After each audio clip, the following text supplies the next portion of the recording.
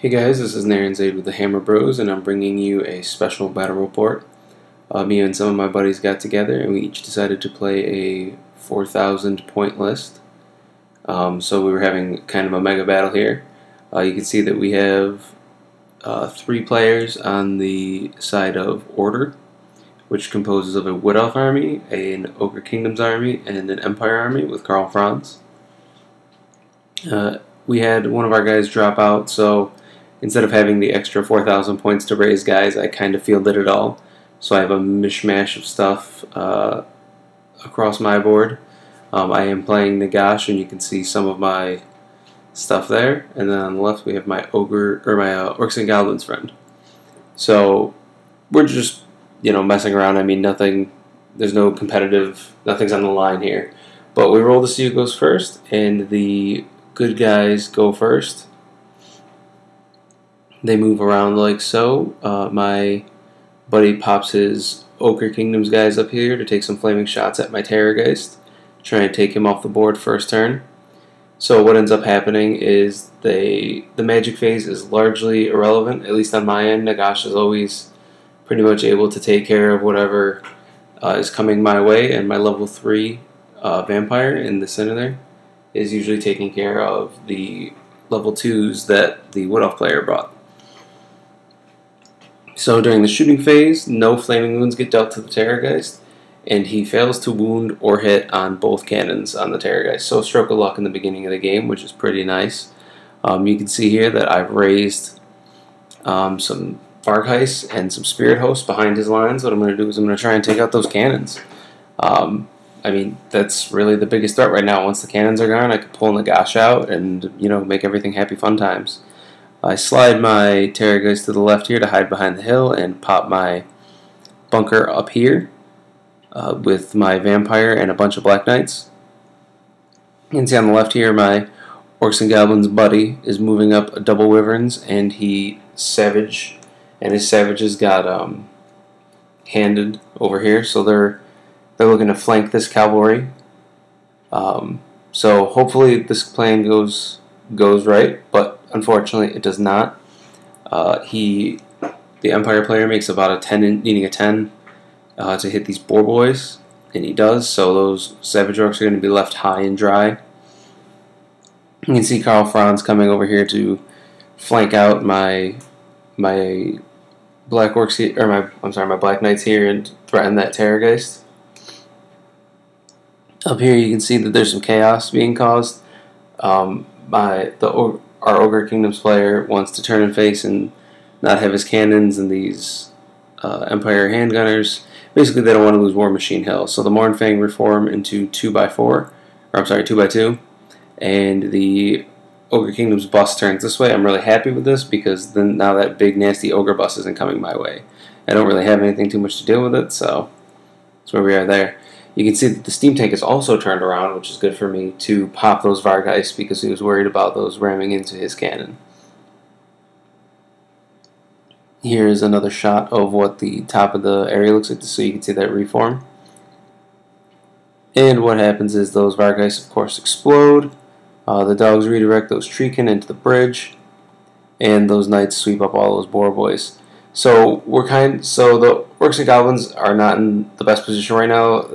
That long charge really kind of messed everything up, and you can see how they reformed here. So he's either going to have to sack those Wyverns or charge that Ancient and get them out of the way, and he doesn't really want to keep his Savages out of the game, so he's trying to move them up now towards those Wood Elves. I move up right here on this right hand side. You can see I charge these Treemen with my Ghouls, and the Spirit Hosts go into those Handgunners. I'm really happy about that. And you can also see here my Necrosphinx hits the steam tank. I'm just looking to heroic killing blow him since he needs 6s to wound me. I think this is the best place for him to be.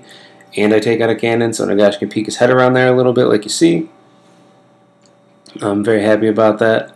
I moved my Hero Titan up. It wasn't the worst play. It wasn't the best play. I wanted to give him something to shoot at that wasn't Nagash. I have Nagash out just a little bit so that one of his cannons or two of his cannons can see him just a little bit, but he needs a direct hit. So I move my Crypt Horrors up aggressively here. You can see I charge my knights into this bunker. It has 2 level 2 spellcasters and like 3 Waystalkers, so there's a lot of points in that unit that I really want to get, and it protects me from Karl Franz. The Terrorgeist gets popped by shooting. Got popped by shooting last turn. Let's see. You can see I'm moving my zombies up. So this is what it looks like after combat. With that Wood Elf combat, I smash a whole bunch of them. They do a couple wounds to me. They make their steadfast break check though and hold. The Necrosphinx pillow fights with the steam tank and nothing happens there.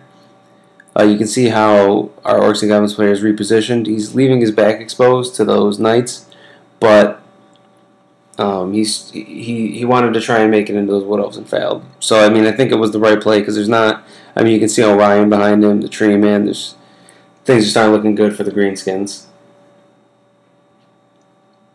You can see that the dog. Yeah, I think I charged the dog here, or the dog charged us, trying to kill one of my casters. It doesn't matter. He dies. Man-Eater charged, get killed to a man. We're going to another round of combat here, and you can see that the unit has been dwindled down a little bit more. He also makes a steadfast check again, and we move on. During the magic phase here, I raise up some Vargheist right there, and he had to. The Empire player had to abandon his level 4 life from both of those handgunner bunkers because they both got smashed pretty good. So he's out there running around. He forgot that he was out, I think. So those Vargheists are looking to smash up him. And that's exactly what they do. They charge. He decides he can't flee because, Swift Stride, he doesn't. I'm, like 8 inches away.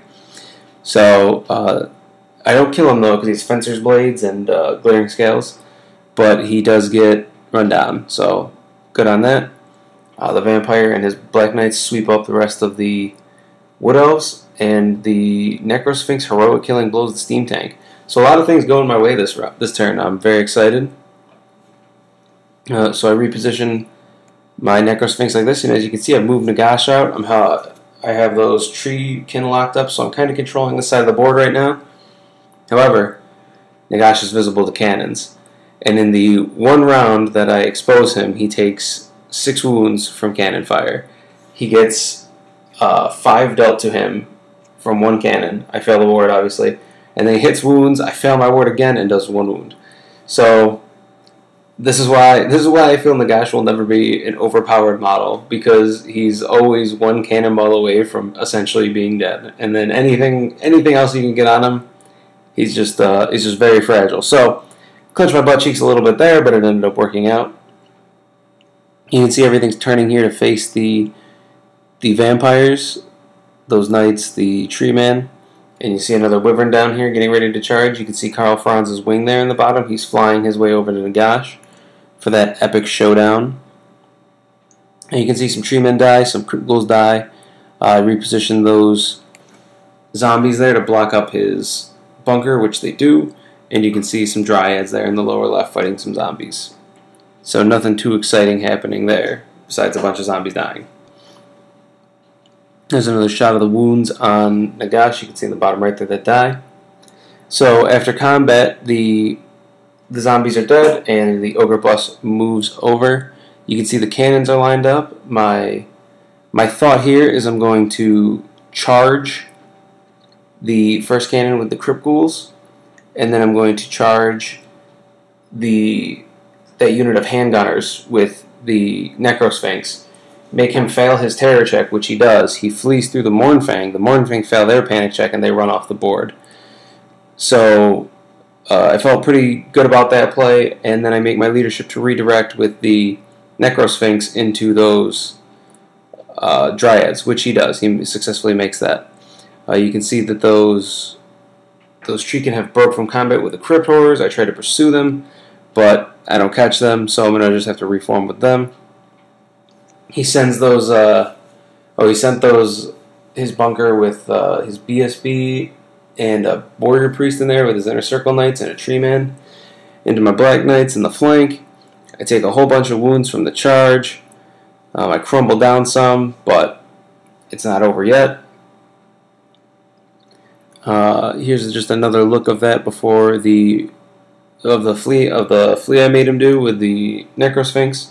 You can see I make my charge into those Dryads. You can see the ghouls are into the cannon. Hopefully I'll break the cannon and then overrun into the next one. You can see Karl Franz here. I'm okay with him being here. I mean, what am I going to do? He's going to get points. That's just, you know, the sad truth of it all.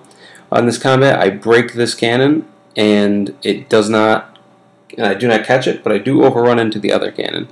So Nagash doesn't have to worry about cannons anymore. You can see here that the Vampire Lord is the last man standing against the Tree Man Ancient and the unit. He can't reform, and I'm just looking at a bad time here where he is eventually going to crumble away due to banner, rank, and all of that. So Karl Franz flies up. He wants to kill all these Crypt Horrors, which I am more than happy to let him do. This Ogre bus reforms in case those Dryads stick around. You can see here that the cannon, I believe, fails. The one cannon rallies. The other cannon sticks around. And we move to the Dryads. The Dryads are killing a whole bunch of zombies. But the Necrosphinx is going to make a lot of quick work of them. Vampire flies away. I mean, crumbles away, unfortunately. The Necrosphinx here and the zombies do break the Dryads. They just, due to the stomp from the Necrosphinx and the lack of killing power that the Dryads have, my ranks eventually outweigh theirs and they break. The Necrosphinx does not catch them, but will charge them next turn and catch them. You can see here that both of those cannons are lined up, and they're going to charge those ghouls and take those ghouls out. The Banshee, the Mortis Engine moves up to scream Karl Franz, does 1 or 2 wounds to him. You can see here I moved Nagash behind a hill, so he's going to be at least somewhat protected.